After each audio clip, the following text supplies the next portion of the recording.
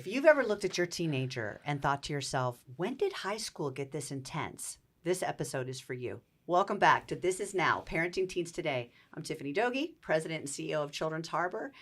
And today we're going to talk about performance anxiety because today's kids are living in a pressure cooker. And somewhere along the way, stress became like a status symbol. I mean, we literally brag about how scheduled and how busy our kids are. Yeah. So how do you raise kids that are striving for success, but they're not overwhelmed by the pressure? Today, we've got 4 community leaders with us, and they see this from very different perspectives. So let's get through the awkward introductions. I've got Karen Rosenberg. She's a licensed psychotherapist who works with families navigating anxiety, trauma, big emotions. Did I cover everything? Those are all the things. Oh, those are all Absolutely. the things. We've got Felicia Pittman, Director of Family Support Services at Children's Harbor. Boom fist. And she leads a team of therapists who go out into the community and to provide in-home free counseling, free therapeutic services to families who are struggling in our community. We've got Avi Spiller, founder of Scoremax, who's been on the front lines of academic testing. You're the one bringing the pressure to our kid, helping them with the grind. And then we've got Illiet Ojeda, founder of Chasing Balance, mother of 2 teenagers. Yep. We shall spend a moment of silence for you. And an executive with the Miami Mom Collective. Yes. Thank you all for being here. Before we get into the clinical side or the system side or the complicated vocabulary, I want to start with a human question. Every generation has had stress. I remember being a teenager. I felt stressed. I keep hearing these kids are more anxious than ever. Yep. No other generation has had this level of anxiety. So I'm asking you, from your perspective, why do you think that the anxiety or the pressure that teenagers today are faced with is better or worse or more or less than we experienced? Well, one of the things that I've seen, and thank you so much for including me, and it's so lovely to meet all of you with this important conversation. One of the biggest issues that we're navigating, that we're dealing with now, is social media. So social media breeds and brings about this intense level of competition, intense level of comparison. So we didn't have social media growing up. And thank God. Oh my goodness. Yes. We'll just say I'm very grateful that some things I did were not documented. But anyway, I think that's one of the big reasons is social media has fueled a lot of that. So the kids are all experiencing it. They're seeing what everybody's doing in real time. They see the opportunities. And parents sometimes are to blame for some of that too, because we get caught up in it as well. Well, my friend's doing this or that. Why is my kid not doing this or that? Let's just overschedule them and let's just get them involved in all the things. And we have to keep up. It's a new keeping up with the Joneses. Very much in the digital comparison age. Culture. Yep. Okay, that's an interesting. I did not expect that answer, but the comparison culture is a real thing. Yeah. Avi. There was always pressure growing up. You're always comparing yourself to other people growing up. I remember when I was a kid, and I don't think that's changed. I work with kids every day, and kids are still kids.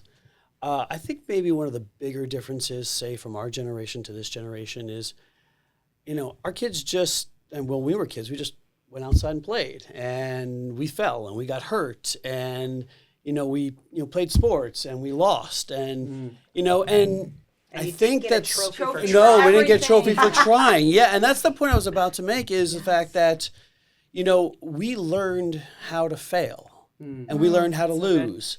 And when you lose and you fail, you pick yourself back up and then you go ahead and you find different ways of doing things. So we learned how to cope. Right. And I think this generation, there are, of course, still a lot of parenting is done that way. I know I did and still do. I have 2 teenagers myself. But a lot of parents don't, and that's where you find where parents are right on top of the kids and they don't let them fall and they don't let them get hurt and they don't let them lose. And then all of a sudden these kids are now teenagers and then they feel that anxiety where they feel like they have to be perfect when they don't. They should learn how to fail. And I think that's probably contributed a lot to that today. It's okay to fail. I love that. Yes. Both are answers I wasn't expecting. I love this. Hello, everyone. Thank you, obviously, for having me here.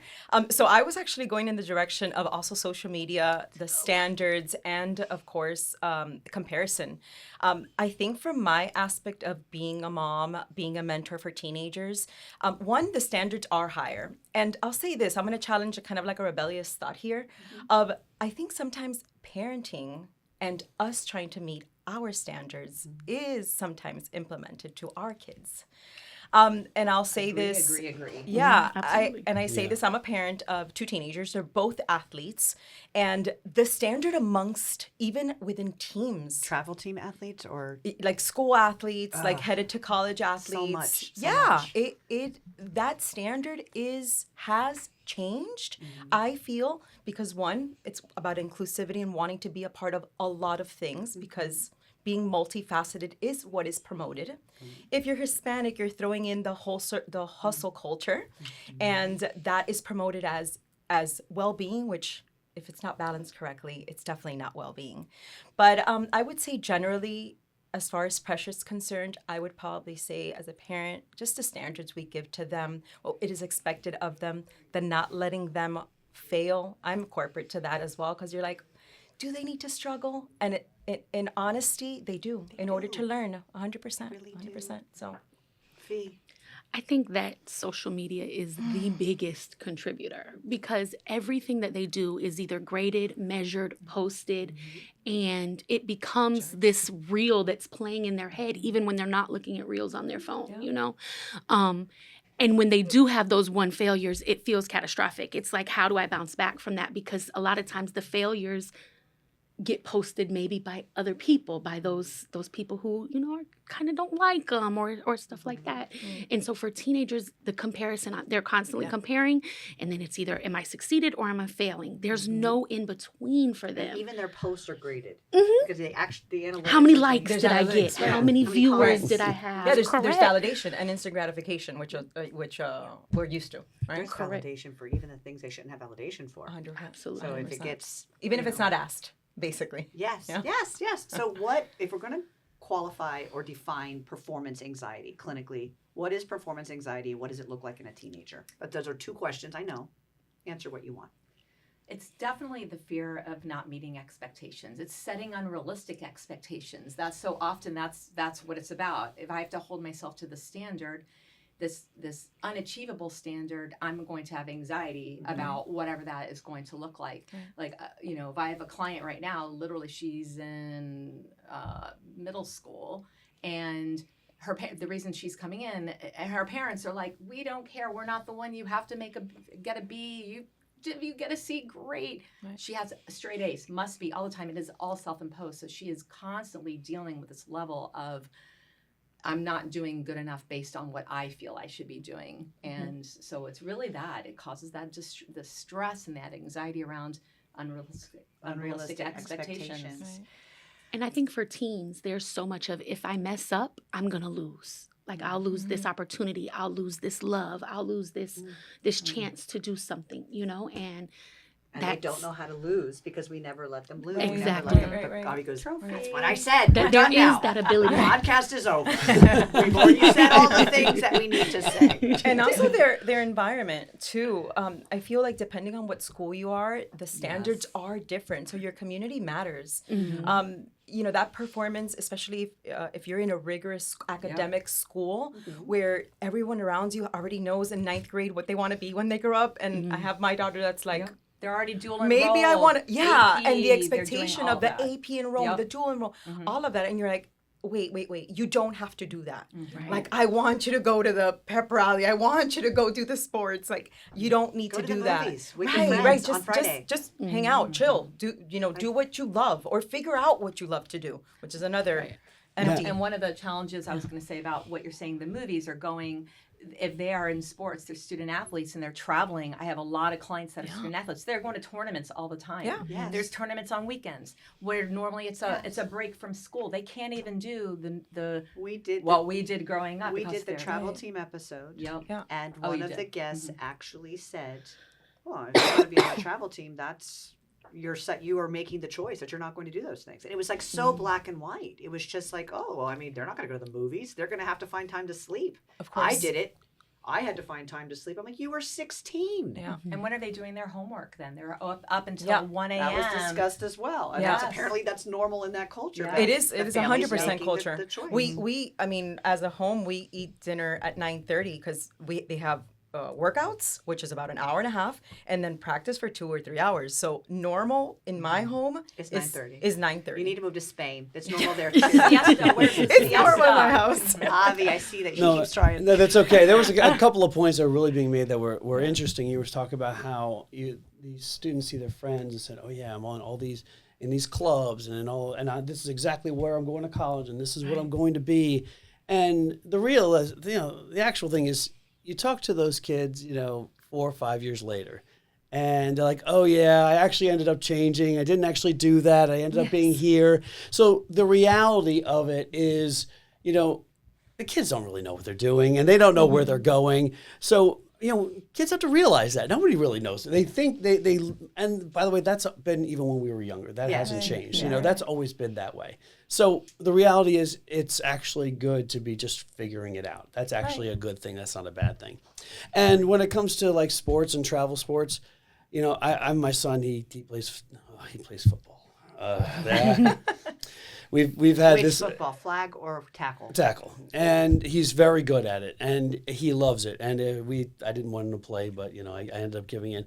But he really enjoys it, and he loves it. And this is something that, But he has the time where he spends time with his friends, and he's able to do both. So everything I think has to be a balance. But what you're saying is true. A lot of these travel teams, they don't have that balance. None. And then they go off to college and they're playing sports in college, and then those kids are on lockdown. Those kids they're in class and they're at practice, and they do not actually There's no breathing there is no room. breathing room for There's those no kids. balance. And that's unfortunately it's just not healthy for kids. No, agree. I would argue on that conversation just because I'm in the midst of my son he's a senior. He plays baseball.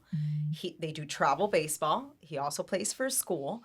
And I'm going to say there are so many pros to that culture and that community that I see. And I had, preparing for this, I was asking him, and we have an open dialogue, and I asked him, I'm like, "Pops, how do you deal with stress? When you, with sports and, he has a level of standard in our home, which is effort first. I've learned that throughout time. Absolutely. But I'm like, effort first. But I'm like, if you have X goals, you have to work on those goals in order to get this. So that culture that he's in as far as baseball's concerned and the heavy schedule and the work ethic, to me, is reality of life. Because as an adult, you want to do multiple things. You have to balance within them. You have to cope. You have to lose.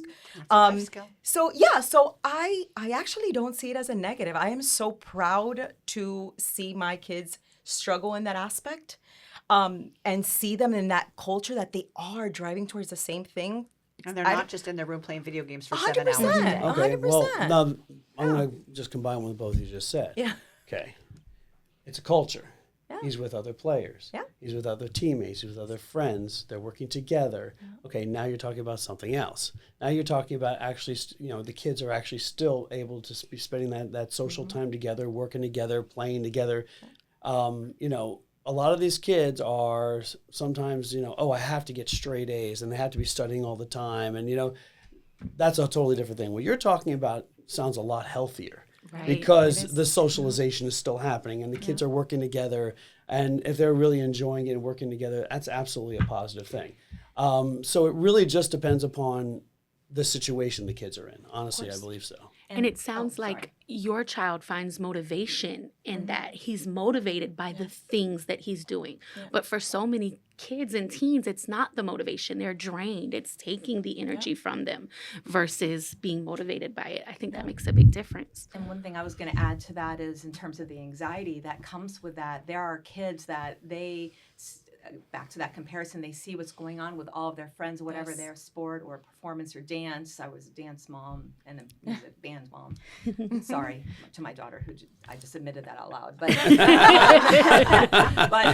so I'll see kids sometimes that have such anxiety and stress that, like lacrosse, if they're not getting enough time and performing at the right level, I've seen it with hockey kids, different kids.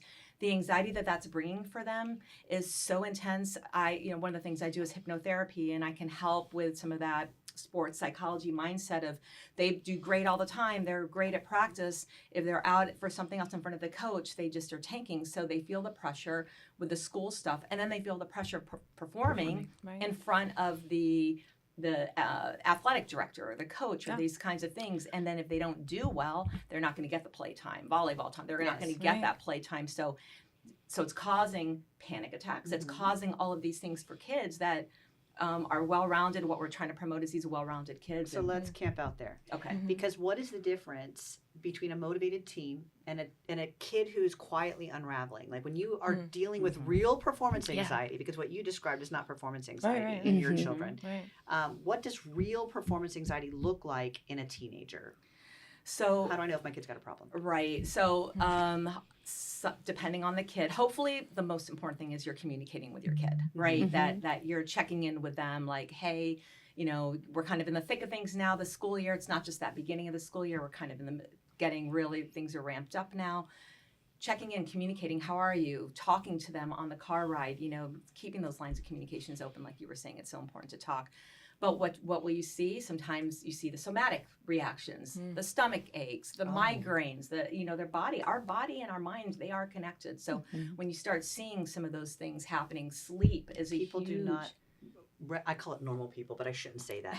But non-clinical families do not understand the correlation between the gastro, the kid who always has the stomach ache, the kid who, the headache. I think people do tend to think it's stress, but stomach aches are a real gastro is really manifesting. That's anxiety. Yeah. Totally. Oh, there's That's a somatic And the symptom. breakouts too, right? Isn't the when breakouts they're- can be, so you definitely see it in the body, in the stomach for sure. They feel nauseous, they feel sick to their stomach, they're just holding it all there. And then also that sleep deprivation part. It's so, I have a kid right now that we were just talking about, she's also an athlete, and she cannot like wind down at the end of the day. And high school starts very early, at least the public high schools where I am. And if some of them are taking a bus to travel to a different school, they're up early, so they're hardly getting enough sleep. So that the sleep hygiene, the nutrition, all those things. And when those things are all starting to fall apart, you see withdrawal, you see isolation, not wanting to be around friends or family as much. So it's not just the teen behavior of like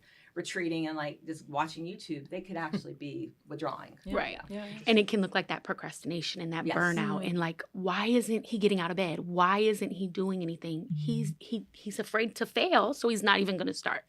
Because if I just shut down, then I'm not going to fail. I mean, take that part out. Well, there's a number of things. One thing that I think is not stressed enough in schools today is honestly exercise, is being physically active. Yeah. And because... Hello, what happened to recess? Like, why is Right. it on? They don't have it anymore. And it's an Right. elective that you don't have to take anymore. Right, you don't have to Why? take it. Why? I remember when I was in my good. 20s and I started working with nutritionists and trainers and really learning what proper nutrition was and how to actually exercise. And I was like, I was never taught this in school. And it still isn't. And as you're saying, it's even worse. Talk about, Geometry. That you'll never use again.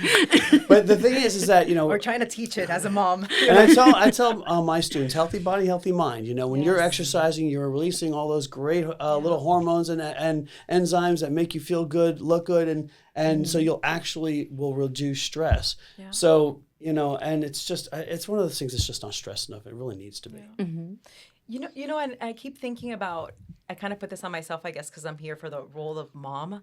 And I feel like the modeling part is so incredible. And I'm one of those people that I just observe and I see other moms. Again, I'm in my growth process too. I tell my kids all the time, this is my first go around doing this. I don't know what I'm doing. So I'm like, bear with me, be graceful. But I see it all the time, and especially again, my daughter's a dancer, also ninth grade. I observe the moms and the interactions and the pressure, the dialogue that competition. goes in to just the way they're communicating with their kids, the boys, the baseball, the competitiveness, the get ready for college, all these conversations I'm listening, and I was like, ooh.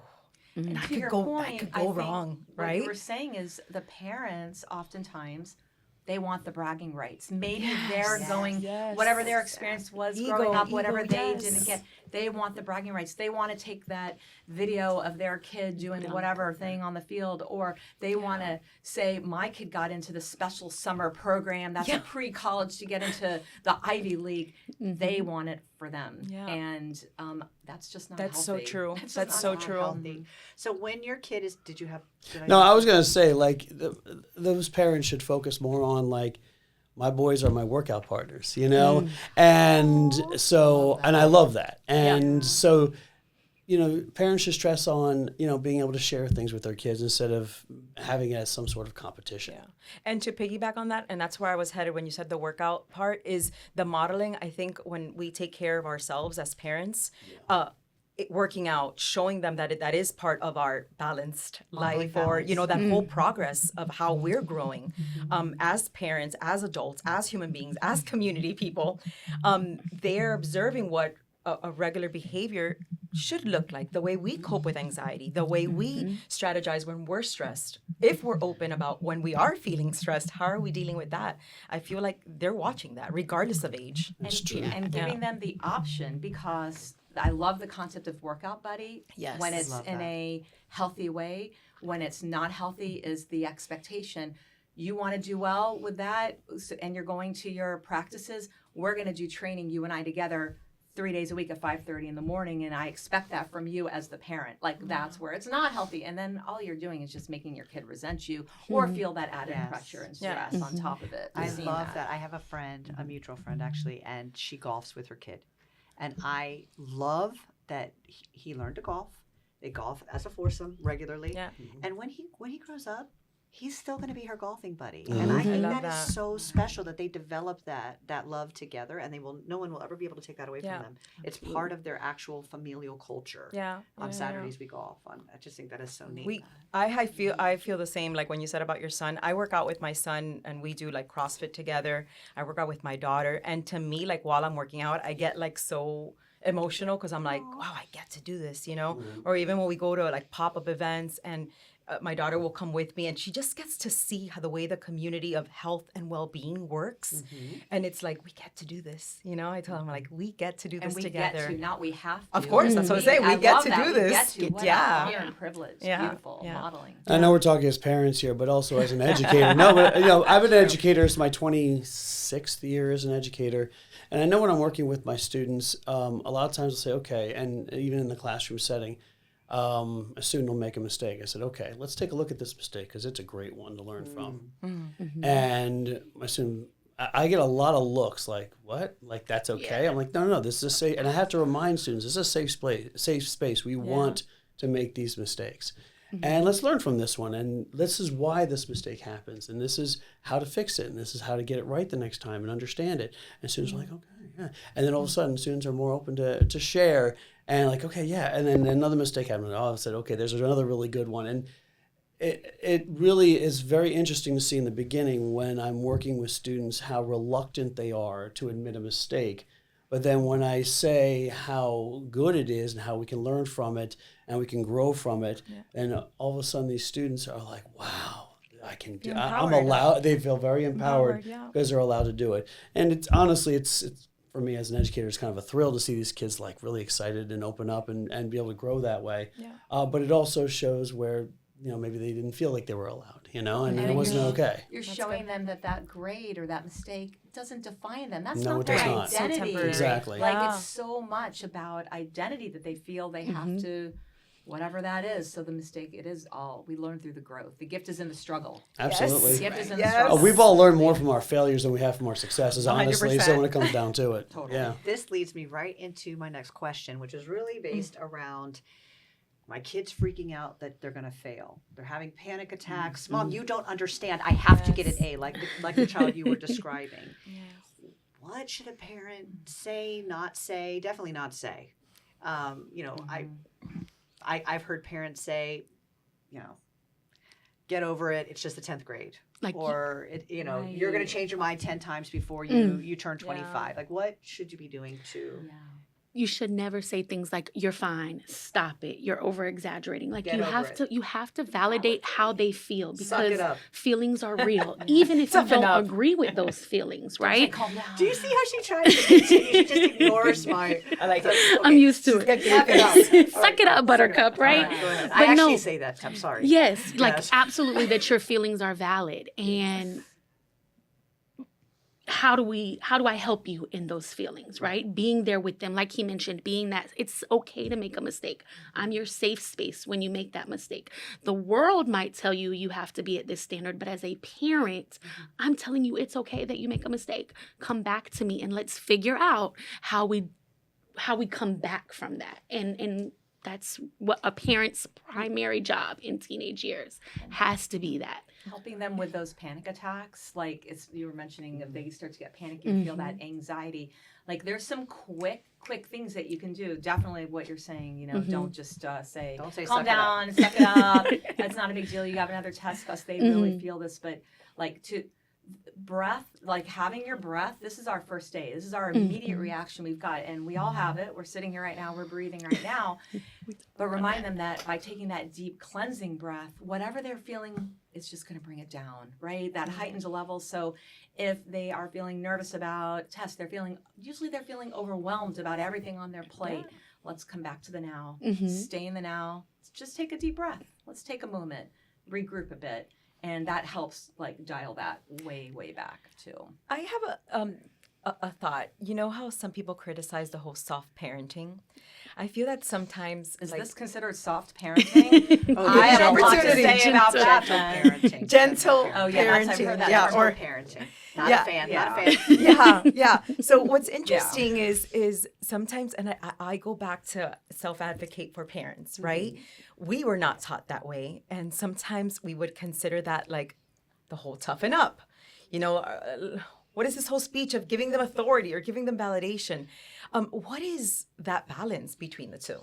You know, of the gentle parenting plus the knowing that when your kid needs Suck it up. a real versus, push. You know, we know our kids. You know, sometimes we try not to, but we know our kids. Yes. And we know when they need motivation and when they need the gentle parenting. Well, there's a difference between motivating them. They're behind on all of their stuff. Their things are kind of falling apart. They'd rather play video games than somebody's having a legitimate anxiety, panic attack. Right. You know, these are two different things. So I don't see it as a gentle parenting at all. I see it as what you need to do to support and make sure your kids getting what they need and get them the support and help if that's what they need. So just learn some tools. It's really building their tool chest. That's not, to me, gentle parenting at all. No, I understand where you're coming from, and I understand where you're coming And from maybe as that's well. what I see as a therapist, too. No, Yeah, absolutely. absolutely. Right. So yeah, you're talking about laziness versus an actual issue, Yeah. and I get that absolutely. But a lot of times when my students will say, "Oh, I have to," you know, and also my kids,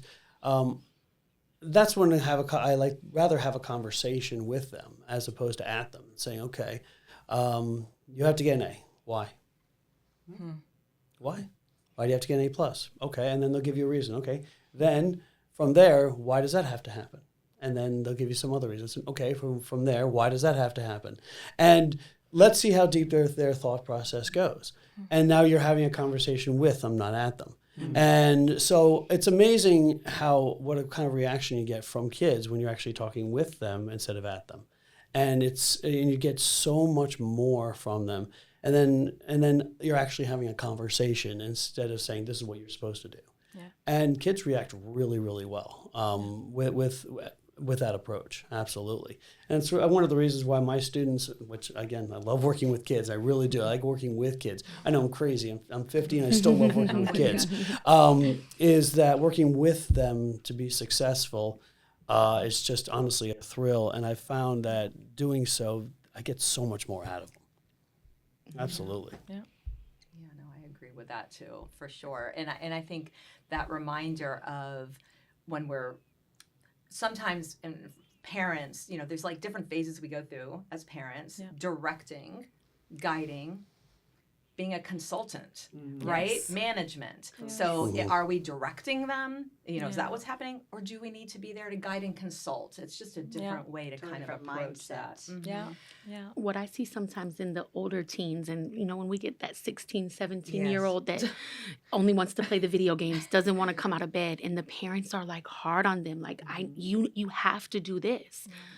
What role are you playing in that? And what's going to happen when they turn 18? Like, what is your relationship with your adult child going to be like if all you did was put that pressure on them constantly that your worth is attached to whether or not you pass or whether or not you get that 1400 or get that A+, right? Literally. so good. I just said this to a So parent true. this past week and he knows it's him on the sidelines at soccer, that he's totally like, and we talk about preserve the relationship. Absolutely. We get them in our home if we're lucky for a period of time and then launch. It's about the launch. Yeah. It's Right. always about the launch, and preserve the relationship so that way you are that soft space to always be there no matter what. Well, Yeah. and sorry to interrupt, but and this makes me think of you said it at the beginning, the whole season, like we are in different seasons. And it's so funny for me in particular that I did the whole lawnmower mom, the whole helicopter mom. Like I've flown everything you can imagine, right? I've done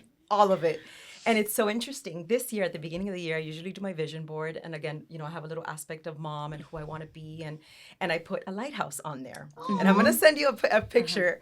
And I'm like, I need to just work on being still, knowing they have home base, and just be that guiding light. And I literally have been using that verbiage out loud with my social media. And I'm like, I want to be the guiding light for them. I don't have all the answers. I'm here if you need me.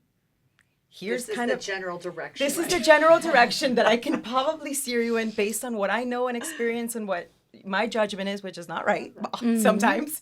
I love that imagery. But I that is my mantra, the lighthouse. I want to be in that season of that's who I want to be as this relationships nurture, because I want to have a long-lasting relationship with my kids when he leaves the house, or my daughter as it gets harder, her turning 15 and all that.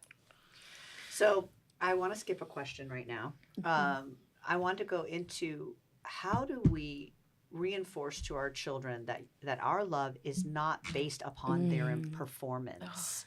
We're trying to create a space in the home that's not conditional, that truly is an unconditional space for them. So what is your advice as parents, because this is a great conversation, for establishing a safe space in your home that is not based upon performance? Because some of our kids are homegrown, like they are genetically driven towards performance-based outcomes, and some of our kids are driving themselves because they feel like they have to. It starts so young. And in our program, we call it praise for being and praise for doing, right? So you so often we praise our kids for their achievements. We're praising them for what they did. But when do we stop and we just praise them just for being who they are, right? Just for, Tom, I love you. I'm so proud to be your mom. You are an awesome kid. Like, that is so important. And we don't hear that enough, It's super important. I love that. And something I've learned along the way, I read about this one time and I started implementing, and it changed.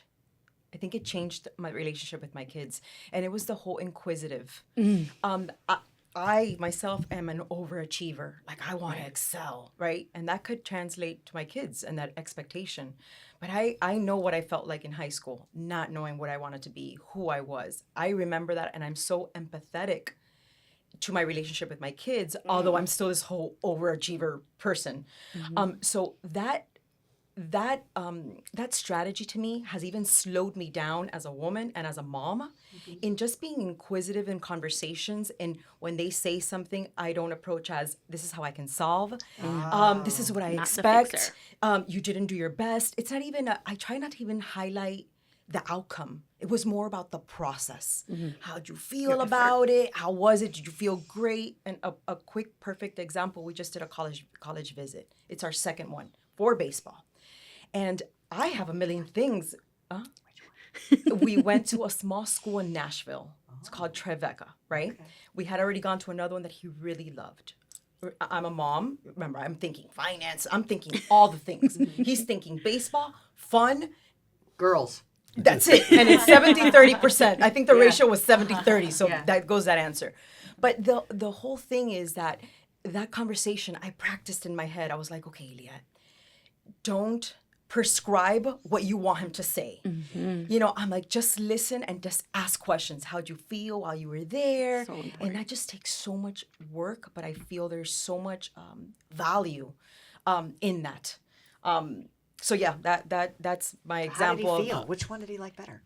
Oh, I can't tell. It's okay. I feel no. It's not sunny day yet. I feel. This is the thing, and you guys said it at And the why? beginning. Why? I'll tell you this. My son's personality is one that's very adaptable. I know that. So when you get to places, he's the positive dude. Like he goes and he's like, oh, he sees he's the glass half full. So it's crazy because that's a more difficult judgment because I know he'll fit in and make it work wherever, which sucks. And that sucks, but it's hard. Yeah. And I think also nothing is permanent. Guess what? You can transfer schools. I think Exactly. there's so much emphasis about getting into like finding the right school that's going to be the perfect school for him. If it doesn't work, we're out. Wait, but people can transfer. Of course. I don't know Anywhere. if when you get in there like you thought. And in visited sports, And it, you for get out. athletes, it's Yeah, even in more of a athletes, thing you now. don't get out. Don't do it. What? Don't It's funny transfer because schools. years ago. Oh no. What you're saying is absolutely true. Where students literally have to go to this school, have to do that, and then of course, you know, as it turns out, you know, maybe that wasn't the right fit. Right. I was actually gonna go circle all the way Go all back the way to back, all the your way original back, question back. about parenting and the kids. Creating a space is not conditional. Yeah. Yeah. I think it starts with playing games with your kids and having fun with your kids. Like we'll just play board games or we'll play cards and we'll be a little competitive and just have fun. Bonding time. And just literally having a space where we could talk freely and talk and even talk a little trash, but having fun with it and having that just fun interaction with your kids. And so that interaction absolutely I think is crucial. And then it's okay, what do you have to do to get your stuff done, your homework done, you make sure you do well in your tests. It's like, okay, so are you having trouble with this? Is this part that you could do on your own or do you need my help with this? And so, and if they do poorly on their own, saying, okay, you didn't do well there, do you need my help for us to work together? And say, yeah, we'll work together, we'll fix this. Or, oh, I know what I did wrong, I can fix it myself. Right. So I think it has to be both. I think you're And I so think- right because Absolutely. those conversations happen through play. I'm Yes. sitting here with my coffee. The way I always, when my kids were even younger, we'd go to the local coffee shop. Like that was, Yes. we're gonna go hang and have a coffee, so it's not always like we need to sit and talk. Yeah. So coffee is just like we're gonna hang. We could talk about if there's significant things. We could just talk about like what's happening with your friends or the gossip. Right. And it's not just we need to sit down when they come home because you saw what the grades were. And the same thing with social media, to circle back on our original social media topic, is sometimes not, how is it, partaking in their life, in their world. What are they looking at on TikTok? Oh, what do you want? You know, and it's not you're in trouble, but it's just being inquisitive, like what is Know on the their trends. algorithm. They think that's so cool. Yeah. You know what the current trend is. Right. Yeah. So just living in their space, I Yeah. think, is always a great way to, again, bond and go back to what you were saying in the social media space. And like for the unconditional love, like your love has to be, should never be a reward for their achievements or their performance or how well they're Or your doing. time. Correct. Yes. You're absolutely. I love you again, like I said, just because Just because of you are who you. you are. Yep. Just because Right. of who Love you is are. not about the grade. And then like too, we're talking a lot about college and sports, but what about the kids that aren't cut for that? Right. Yeah. Right? Who's the general contractor makes just as much as the doctor, and we don't Well, talk about the fact sometimes that more. Talk about he might trades. not have went to Elevator college. repairman makes a lot of money too, hypothetically. And you know No, they didn't I know take a friend the of mine who SAT. actually, his family, they own an elevator repair and insulate. They do extraordinarily well. Oh, yes. And do we have Absolutely. those conversations with our preteens that college isn't for everybody? And as a parent, I'm not failing because my kid didn't go to the Ivy League school, right? I'm succeeding when I have a happy, healthy kid who wants to maintain this relationship in a family and this relationship in the world. Am I This is preparing real. them? This Yeah, is There's a 100%. lot of non-traditional paths Yes. between Yes. trades, what AI has impacted, and you had an AI conversation, non-traditional within the social media space. I know kids that have YouTube channels that are very successful, very successful. That one actually, after a couple of years, left college because he's like killing it. It's Right. amazing. Some that are in the social media talent management space. There are a lot of things that are not the traditional path, and let's support our kids on all the To be paths. diverse. Yeah. All the paths. You know what's interesting? Business Insider, I don't know if we're allowed to do this plug, but Business Insider yesterday came up with an article that Home Depot is doing free trade training within their spaces, which I thought was so interesting because we keep hearing that we are in a multifaceted, non-linear trajectory of majors. So it's not just the go be a doctor. The idea is to have a multifaceted adult that can do several different things, that has the skill of creativity, which we don't talk about enough, because that comes with problem solving. That comes with, again, nurturing the Also world we something live in. that we removed from the high school curriculum. Yes. So that's an interesting conversation. Oh, yeah. Free Home Depot trade for anybody that wants to scale education and learn something. I sent my husband, by the way. I love my wood shop class I took in high school. I took two classes of it. It was great. I took auto mechanics. Yes, What? they had it, We had to yes. but the day we had to bring a carburetor in, I'm like, I'm out. But back to like what you're saying, I joke around all the time. So I worked when I was in high school at the original Michaels. The Michaels store is from, I grew up in Texas, is from Plano, Texas. I love Michaels, MJDP. And I was in the custom framing department. And I joked around because I'm that crazy person that I always knew I wanted to be a therapist since I was 10. So in high school, I'm working in this custom framing department, and I joked around, if I don't make it as a therapist, I'll always know how to do custom framing. Always. I have a trade. Yes. So it's true. All Shout right. out Michaels. For those, we've had great conversations, great. But how do we know? This is our final question, just in case, because sometimes it is not, sometimes your child has a problem that you need to seek professional help. So how do we know when this is truly an issue? This isn't just, oh, they're nervous about a test, or that my child needs professional intervention. What are some, if you were speaking to a parent, they were telling you some symptomology, what is, when do they start making the phone calls to hire?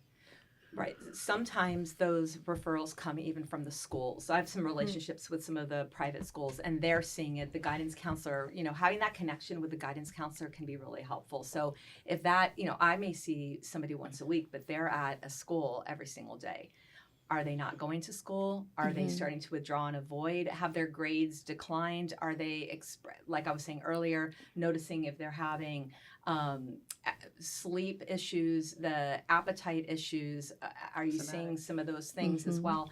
And they're outwardly expressing, especially with perfectionism and this whole thing, that anxiety can be the biggest thing that's just presented right there. So giving them the opportunity to just develop those tools is the best thing that a parent can do. It's just, and the thing that's really hard as a therapist when we're trying to schedule, and I get it, all the crazy, I have a practice, I have to study for a test, I don't know when I can find the time to get in to see a therapist. Well, there's a challenge right there. So where's the priority? So what can parents do? Make sure you're prioritizing your kids' mental health. Yes. And I do in person, but I do virtual. I done, just a Virtual is FaceTime call. It's great to have them in the space, but it doesn't have to be. So make sure you're prioritizing your kids' mental health. Agreed. And I think like when the anxiety starts to in their performance starts to take over their life, and that's all they can think about, that's all they can focus on. And it's not just leading up to a big test. Even when the test is over, they're worrying about the next thing. What if? And What the if? next What thing. if? The next. That's when it's, time to say, let's consider reaching out to a therapist. And it's not because you're broken. It's not because you need to be fixed. It's because we want you to have, like you mentioned, some new tools in your toolbox to help you when the next test comes around or when the next big thing happens. How do you manage that? Awesome. Guys, this has been the best conversation. Thank you so much for your time. I really appreciate you coming to the table to have this conversation with us. Thank you. And as always, if you know a family who's struggling in the community, maybe this conversation is triggering. You're like, you know what? I know somebody who's having this issue with their child, this challenge. Reach out to us, childrensharbor.org. Family Support Services, we offer in-home free counseling and support to families. We will come to you. And we will help you through this season. So see you next time on This Is Now, Parenting Teens Today. Bye. Thank you so much. Thank you. Thank you. Appreciate it. Thank you.